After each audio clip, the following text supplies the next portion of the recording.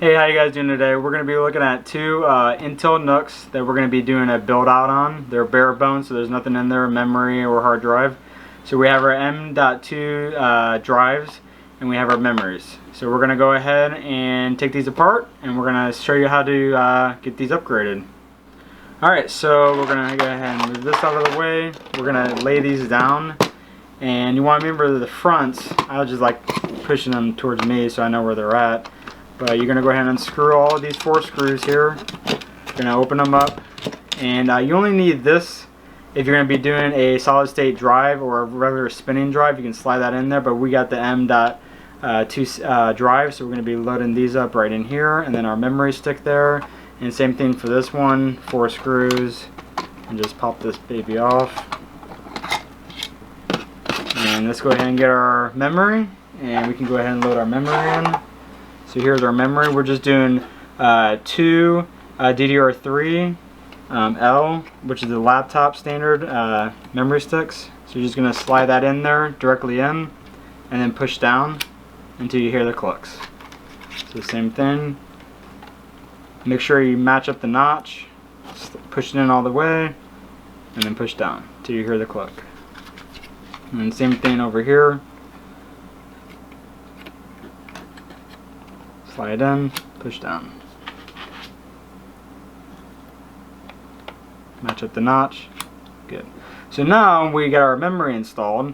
We're going to want to take out these 2 screws so then we can slide our M.2 SATA drive in there, and then we can go ahead and close her up, and that's really all there is to it. So just going to take out the screws.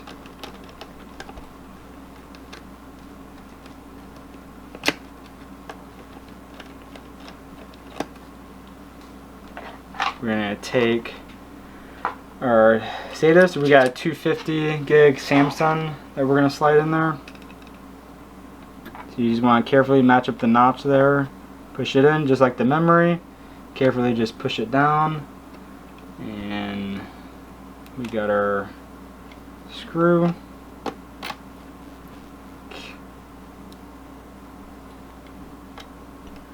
You always want to put pressure down on the drive and hold it in place until you get the screw snugged. Here's our second one.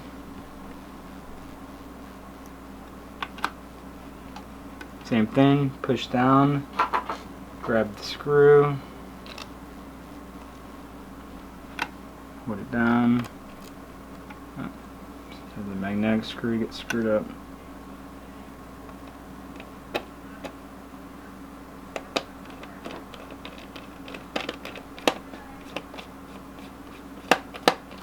Now we can close these up.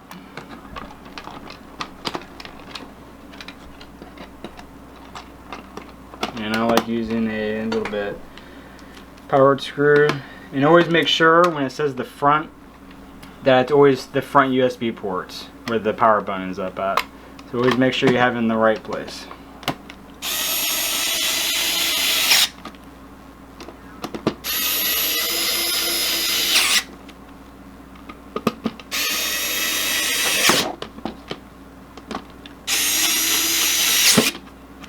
So that one's all done. Now we can go ahead and boot that up and we can install Windows 10 on that. This one didn't close all the way, so we just have to see why. I think some of these wires just didn't get pushed in. There we go. So same thing, just tying these 4 screws up.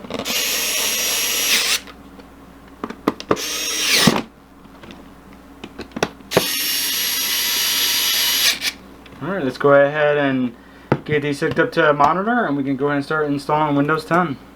Alright, so now that we have our memory and our M SATA drive installed, we're going to go ahead and install Windows 10. So you're going to want to have a thumb drive with the Windows 10 installer.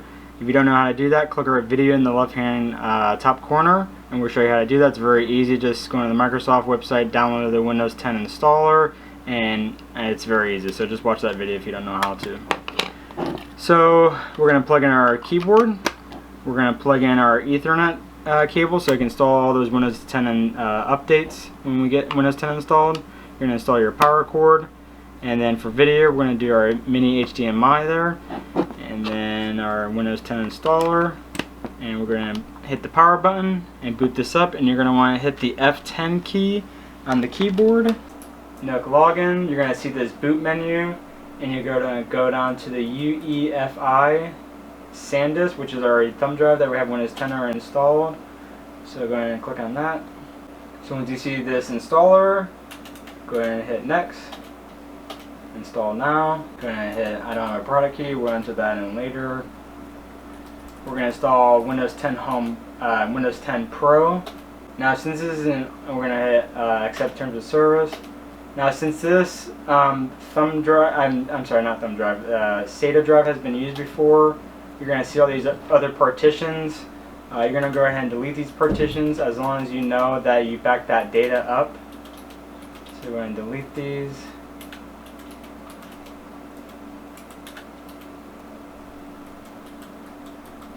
Oh, I hit the wrong button here, hold on.